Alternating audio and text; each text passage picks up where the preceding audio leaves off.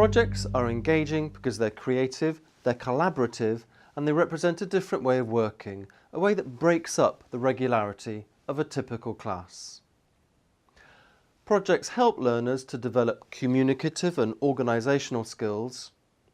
Projects require negotiation and cooperation.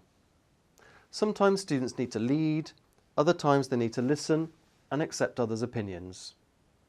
Of course, these are all essential life skills as well as study skills. Project work is motivating because students engage with the topics in personal and meaningful ways, and because their work leads to a clear outcome. They often link to other subjects in the curriculum, and students really enjoy learning about new things, real things in a second language. In terms of language practice, projects integrate skills, not only reading and writing, but also listening and speaking in English. For the rest of this video, we're going to talk about how to organise project work.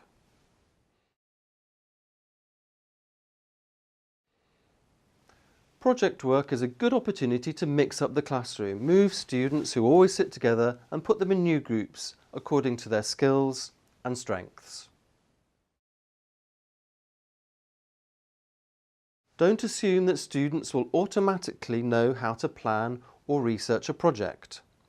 Work with students at a whole class level and then at a group level, helping them to think about how to approach it. It usually makes sense to let students use their own language for planning and producing their projects. From a language learning point of view, what's important here is the final outcome. Help students to find the most reliable information online. They can copy ideas, but encourage students not to copy text exactly as it appears on websites. Show students how to organise their ideas into categories. For example, students may need help with brainstorming or using spidergrams. Work with the project groups. Don't leave them on their own for too long, and don't tell students what to do. Give students the confidence to find their own solutions. Evaluate the most effective presentation vehicle for each project. If there's a lot of data, should students make a poster? If there's a lot of argumentation or narrative, should they do a spoken presentation or produce a video?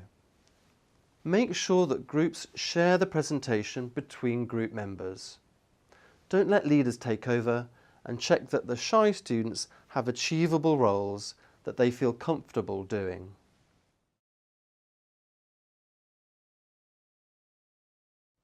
Work with students to select the best ideas for their text or presentation. Students have to produce their work with members of their group. That might mean they need to write, edit, find images, design posters, learn to use presentation software, or practice speeches.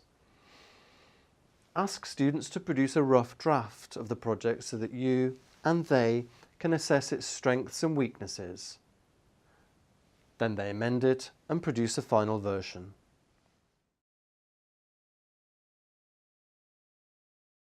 Now that we know what's involved in project work, it goes without saying that you should never underestimate how much time it will take for students to complete projects. Finally, celebrate! Successful project work is a cause for celebration. Make sure that every project is praised for its strengths and acknowledge the hard work of the students who did it.